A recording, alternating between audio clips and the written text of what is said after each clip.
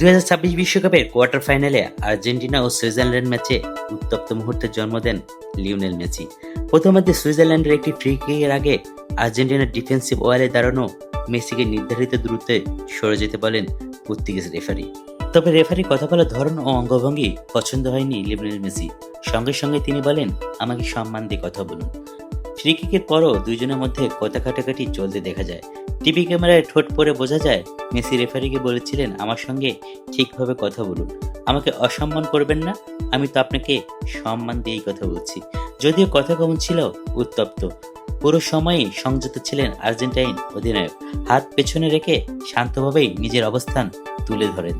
38 বছর বয়সে Portuguese referee জোয়া Pedro পেইনরো ইউরোপের অন্যতম সম্ভাবনাময় রেফারি হিসেবে পরিচিত। 2015 সালে পর্তুগালের শীর্ষ লেগে অভিষেকের পরে 2016 সালে ফিফার আন্তর্জাতিক ব্যাজ অর্জন করেন। এরপর UEFA Champions League, Europa League, UEFA Super Cup এবং 2025 সালে উয়েফা সুপার কাপ পরিচালনার অভিজ্ঞতা নিয়ে তিনি 2026 বিশ্বকাপের রেফারি প্যানেলে জায়গা করে নেন। তবে এই ম্যাচে রেফারির সঙ্গে মেসির কথাকাপনই সবচেয়ে বেশি আলোচনায় এসেছে। ভিডিওটি ইতিমধ্যে সামাজিক যোগাযোগ মাধ্যমে ভাইরাল হয়েছে। অনেকেই মনে করছেন মেসি কেবল নিজের জন্য নয়, মাঠে খেলোয়াড়দের প্রতি সম্মানজনক আচরণের দাবি জানিয়েছেন। আবার কেউ কেউ বলছেন ম্যাচের উত্তেজনার মধ্যে এমন পরিস্থিতি সৃষ্টি হয়েছিল। বিশ্বকাপের মতো বড় আসরে এমন ঘটনা খুব একটা দেখা যায় না। তাই ম্যাচের ফলাফলের পাশাপাশি মেসি ও রেফারির এই সংলাপও এখন ফুটবল বিশ্বের অন্যতম আলোচিত বিষয়। বাশার সবুজ, স্পোর্টস অন 360।